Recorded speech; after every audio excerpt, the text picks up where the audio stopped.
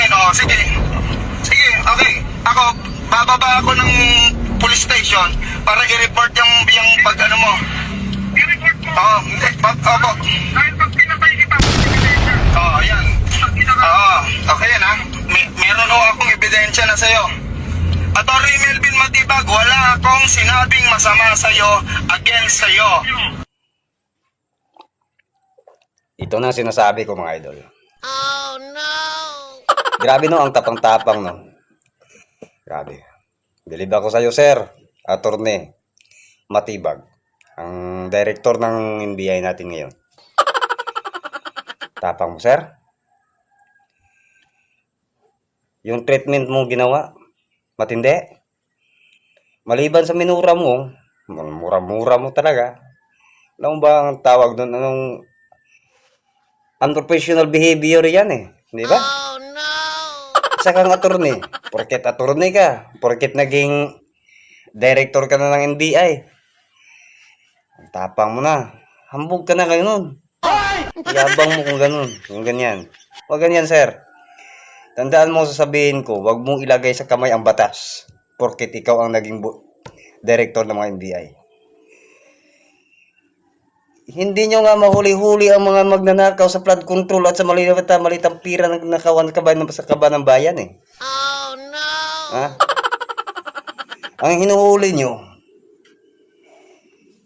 at pina-surveillance nyo yung malapit kay Sara Duterte.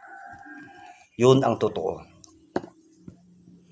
Pero ang mga pagnanakaw, mga kasamahan, mga buhaya dyan sa bansa, sa nagnakaw dyan sa kaba ng bayan, hindi nyo magawang arestuhin.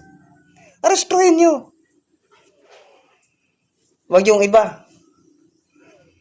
Wala yan. Walang kwentang ganyan. Kung ganyan ka, paano kayo respeto ng kapwa mo tao? Ng sambayanan? 70 ka pa rin. Ang tawag dyan, 70 ka. Unggoy ka. Lahat ng unggoy, kung ganun.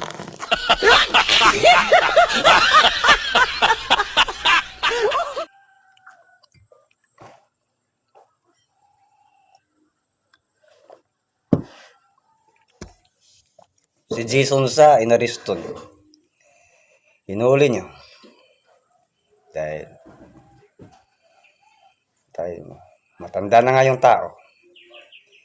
Mga walang hiya. Oh no! Dapat ang hulihin nyo yung mga magnanakaw dyan sa flood control project na yan. Ha? Kayo pala ang batas eh.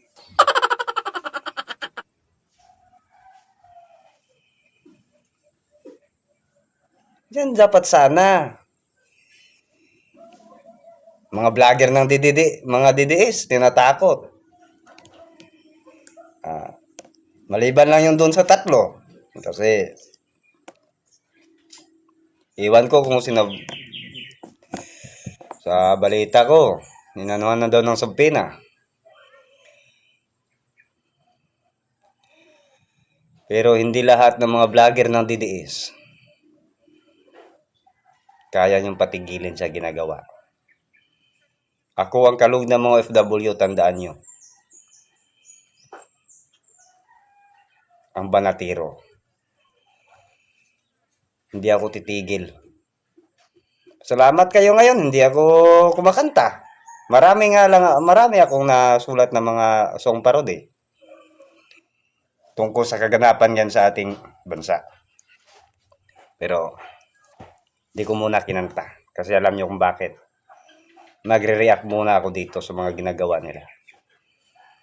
Salamat mga idol. Good morning. Assalamualaikum.